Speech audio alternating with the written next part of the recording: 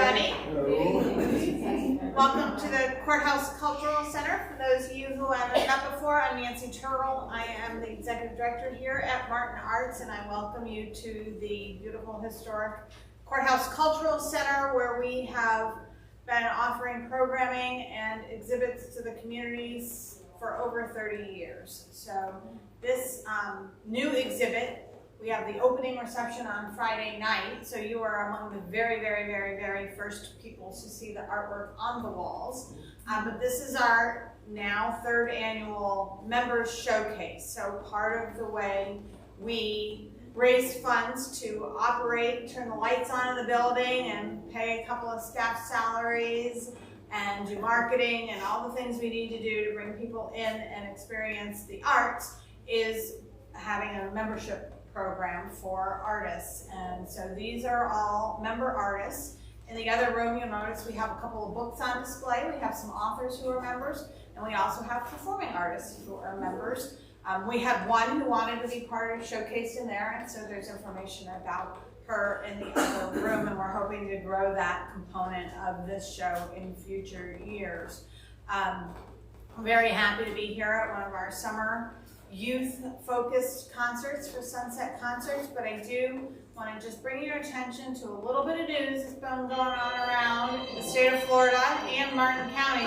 And this is, we are working to save the arts in our communities across the state of Florida. A couple of weeks ago, the governor decided to veto all arts funding for all arts organizations in every nook and cranny of the entire state of Florida. So here locally, you know, we are looking to replace between our organization and the Elliott Museum and the House of Refuge and the Children's Museum and the Atlantic Classical and the Martin Artisans Guild and Treasure Coast Community Singers. All of us have been receiving state grant funds that make up a portion of our annual operating budget that we now either have to make changes, which means something will be lost to our community, or we have to find new funding from people who live in our community and know that these things are valuable. So if you want to pick up one of these flyers, I encourage you to support. We are actually hosting a campaign where you can make a single gift and allocate it across all those organizations I mentioned, and you can support all of us. And blue is a solidarity color for supporting the arts and keeping the arts in Martin. So at any arts event that you go to the next couple of weeks, Marie and I have the memo, right? We both wore blue today in solidarity for keeping the arts in Martin. So I ask you, invite you, encourage you to support the arts, make a financial contribution if you can, if you want to see all these things continuing to do all the great and amazing experiences that we've had the benefit of for all these years. So thank you for that.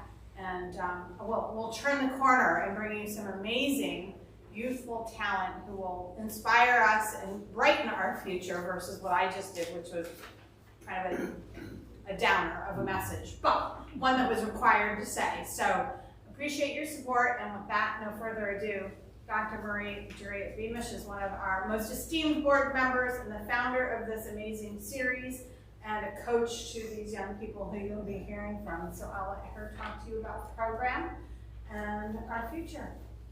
Thank you, Nancy. And the future is bright, as you will soon hear, because of the amazing talent that you are about to hear. And most of these young people have been working very diligently along with Braden Shizumi, who's here from Connecticut, and many of them have come and spent most of the day at our house practicing and coaching and playing chamber music. So all of this is a natural outcome of that. And boy, are we, the arts are in good hands with these incredible, amazing young people. And I do want to say, piggyback on one more thing that Nancy mentioned about this devastating news, and I would like to emphasize that it is devastating news that the arts throughout Florida have lost funding. For example, just as one example, the Atlantic Classical Orchestra requests $90,000 a year. This year they were hoping to get half of that, but now they're not even getting any of that. And so if you try to make up that $45,000, plus you're already trying to meet your ongoing expenses, and that's just one of the organizations that Nancy mentioned. And I can cite example after example. And so we all have to play our part. If we don't play an instrument, if we don't create art, we can help by supporting the arts and keeping it alive, because it's essential for the education of our young people and the enjoyment of all of us. So I hope that you will consider supporting the arts, and hopefully we will get through this, and hopefully this will be a one-year aberration, we hope, because this is horrible for all of the organizations. I hear from people on the West Coast, the East Coast, the Southern, everybody, Miami City Ballet, the Palm Beach Opera, you name it. Every single arts organization is impacted by this decision, and they depend heavily on state funding, and it's gone. Just zero-based, no advance notice, just gone, just like that. And there's nothing they can do to turn it around for this year. That's it, it's gone. So support the arts. I do it all the time. I live the arts, I live music, and it's very important because it's so important for our community. It's not just our young people who you're going to hear today, but it's for all of you, all of us. Okay, so this Sunset concert at the gallery's been going, I believe, for 8 years or so, maybe even coming up on 9. I'm not sure which it is at this point. I'll have to go back through the years. But Braden Shizumi is a student of mine who has been studying with me for 4 years, and he is the original reason for having this concert today, and all the others will now be participating for this very special concert, celebrating the young people and the arts in our community. So we will begin with 2 wonderful, amazing, talented young flutists, Christina Koyama and, I almost said Sonia, Sophia Chen. So, welcome. They are going to play the second movement.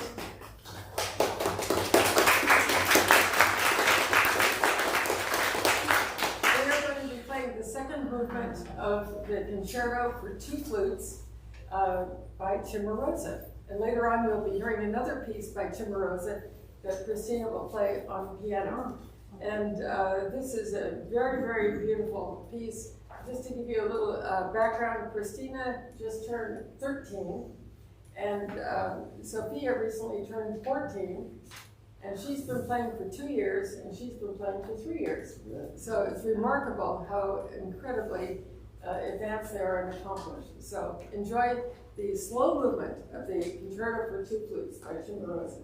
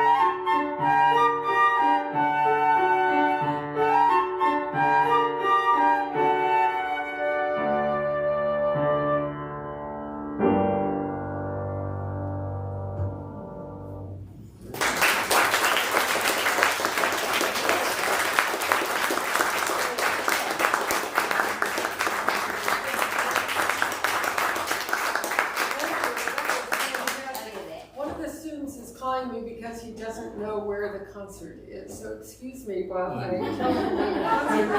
That's what that is all about. Let's see. What's the address here? Somebody? What's the address here? 80 Southeast Ocean Boulevard. Thank you very much. Okay. 80 Southeast Ocean Boulevard. 80. That's what I said. Oh, Okay, there we go. So now he won't be calling me anymore. Okay, so the second piece on the program is Miya Chen. Miya I'm not sure exactly how long she's been playing, but I know she's been a student of mine for a little over a year. And she is 8 years old, and she's going to play the first movement of a Sonatina by Beethoven. Miya?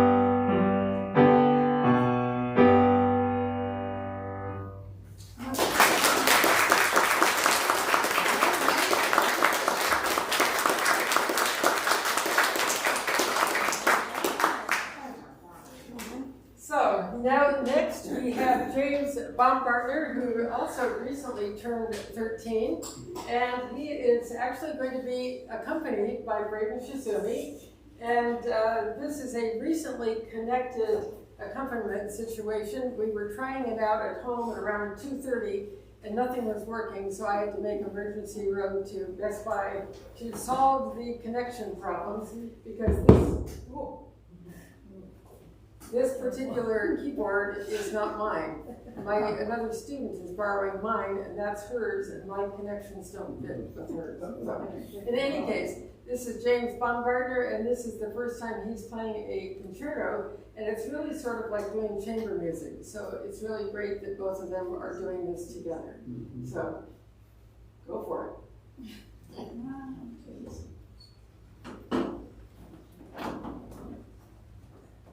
Oh, it's on my iPad, so I better open it.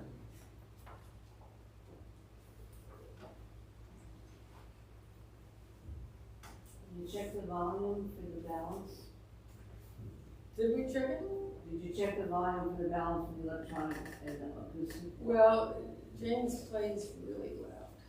I don't think we're going to have a problem with that. No, we'll talk about it after. Well, we'll hear it. It's electronic. Yeah. Okay, just bring your opening.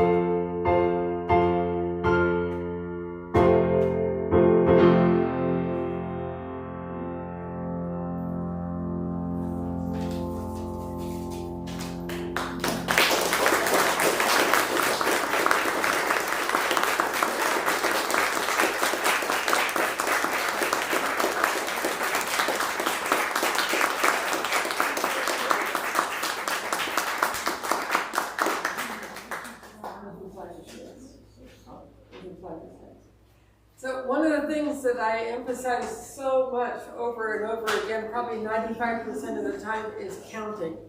So this one is an exercise in counting, and everybody had so much fun joining in the learning process by playing along with other instruments at the same time. It's really kind of fun. Rhythm flight.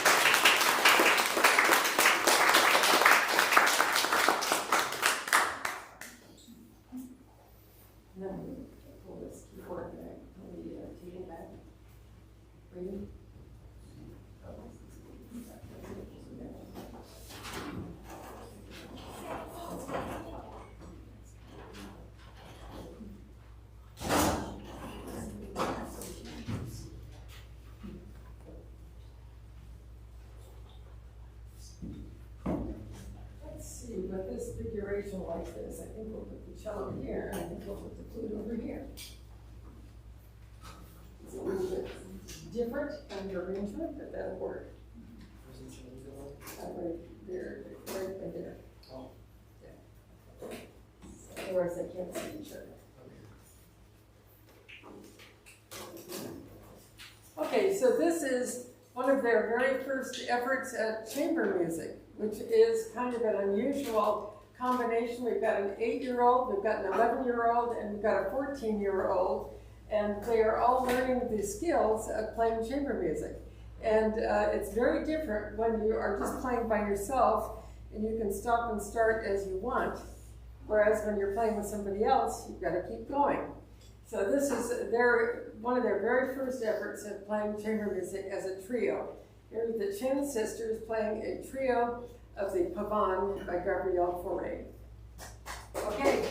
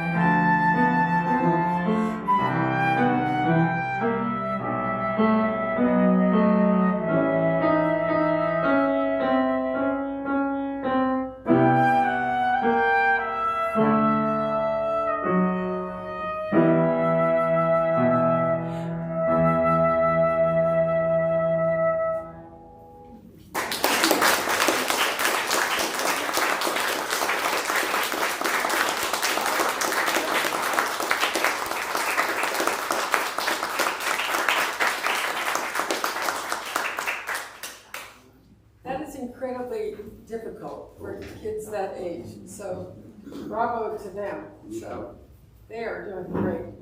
All right, next we have Christina Koyama. You heard her play flute, and now she's going to play piano, and she will soon be going to Italy to be there for what, 2 or 3 weeks? About 2 weeks.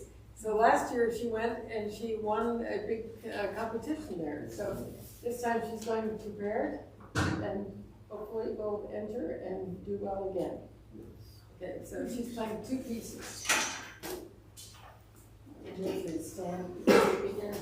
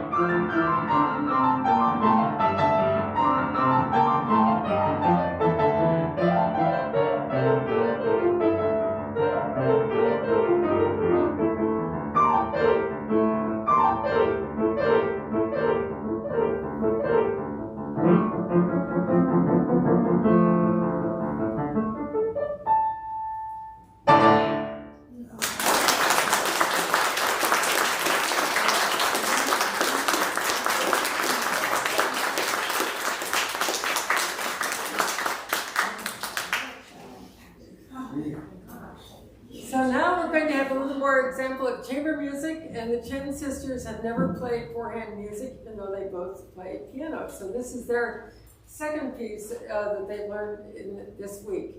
So come on and let's play.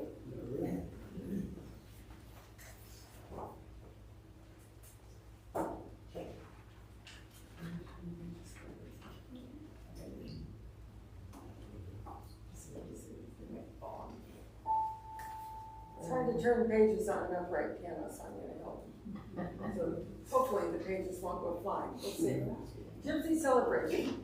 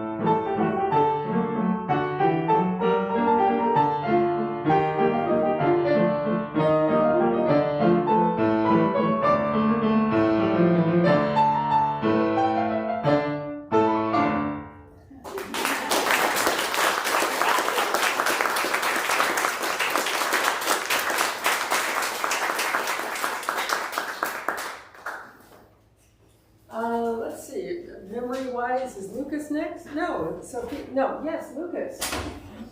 He's hiding behind the piano. Here's Lucas.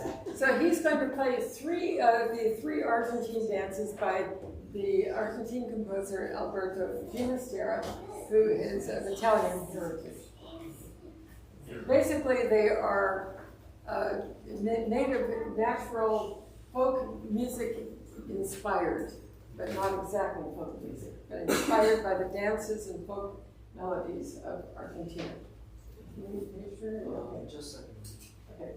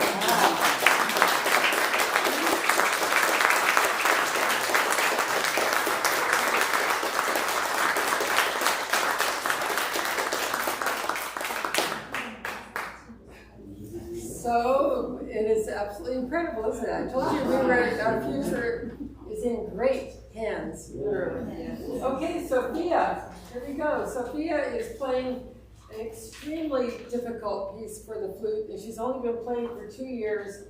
And we picked this piece so she would be ready next spring to play it for the Solo and Ensemble Festival, but she's already pretty much learned it at this point. So congratulations to her, and after just a little over 1 year, she was selected to go to All-State. So really remarkable.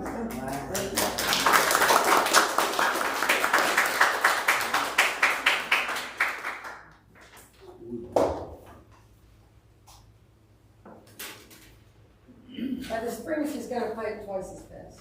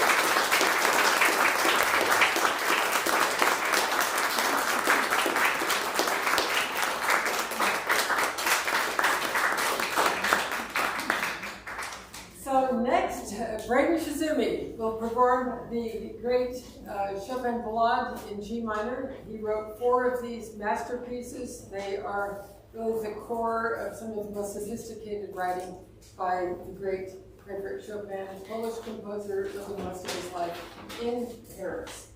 So here is Braden with the first outing of the Chopin Ballade in G minor. So again, like all of these students, these are all very recently learned pieces. So Braden is 17, and so he's the oldest one in the group. How about that? So welcome to Braden.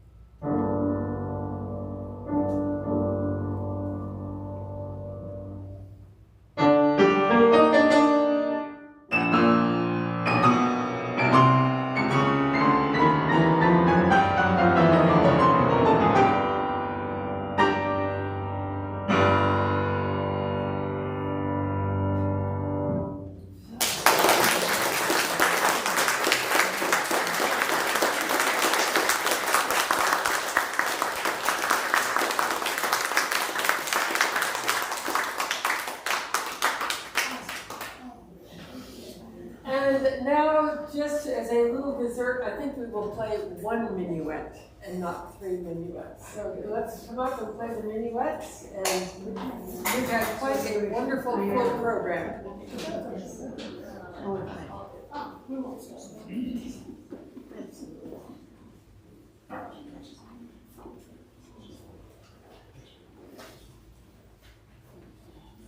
Grab the stands.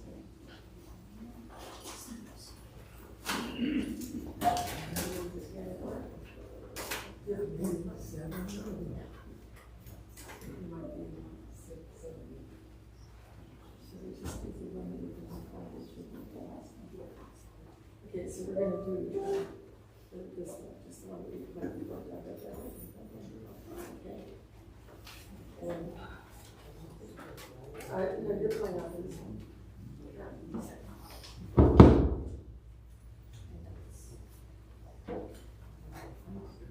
Where is it? This one.